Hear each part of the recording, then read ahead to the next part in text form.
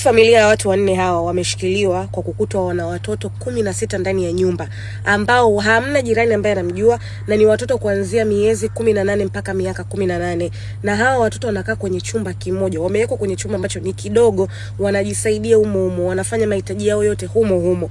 Meaning kwamba kwenye hiko chumba wako wanalala na vinyesi, wanaamka na vinyesi, wanashinda na vinyesi, na hawajawahi kuiona nje.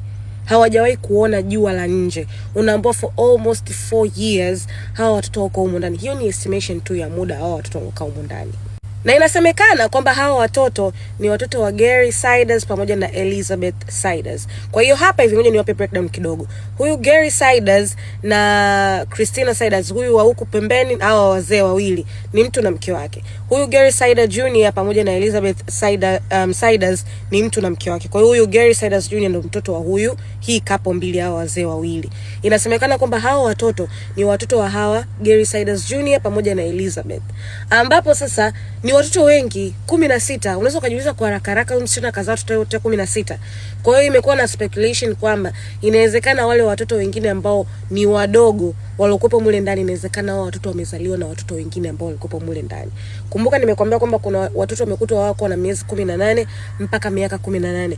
Kwa hiyo possibility wale ambao ni miaka 18 ambao tayari wanaweza kubeba ujauzito, inawezekana hao watoto wenye miezi 18 ndio watoto wao, na wamewekwa humo ndani na hawapewi any kind of service. Wamekutwa kwenye condition ambayo ni mbaya, ambayo imewalazimu kwenda hospitali. Kuna wengine wamewekwa ICU, kuna wengine wamewekwa kwenye intensive care unit ambayo yani inabidi waangaliwe. Wengine hawawezi kuongea, na kuna wengine hawajui hata kuongea. Na nikisema hawajui kuongea na maanisha hawajui hata kuzungumza.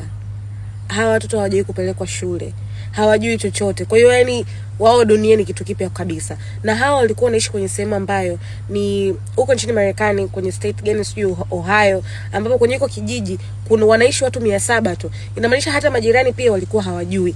Kitu ambacho kimewafanya mpaka wakao wameenda kugundua kwamba kwenye hii nyumba kuna watoto 16 ndani ambao hawajawahi kutambulika na kufahamika. Ni unaambiwa ni kuna kesi nyingine ambayo iliwafanya waende kwenye hiyo nyumba ili waende kufanya investigation. Kufika kule wakawa wanajaribu kuangalia kwa nje, wakawakatalia kuingia ndani. Hawa watu waliokatalia kuingia ndani, wale wakaenda kutafuta search warrant na kuja kuingia ndani, ndio kuja kukuta hawa watoto wapo. Inamaanisha kesi nyingine ambayo pia bado haijawa disclosed na maaskari kwamba ni kesi aina gani, ni kesi inayomhusu nani. Details kubwa bado hazijatolewa, lakini hiyo ndio kesi ambayo inaendelea sasa hivi. Ndio story ambayo inaendelea sasa hivi. Watoto 16.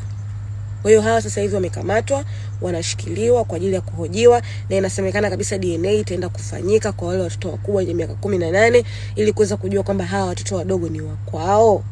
Kwa sababu ukijaribu anyways, white people, they will never stop to amaze me. Yani watu wananishangaza sana na maamuzi yao, sijui wagona. I don't know, natamani kujua motive ya hii kesi. So tutaifuatilia na any update nitakuja nitawapa. Okay? Until next time, bye.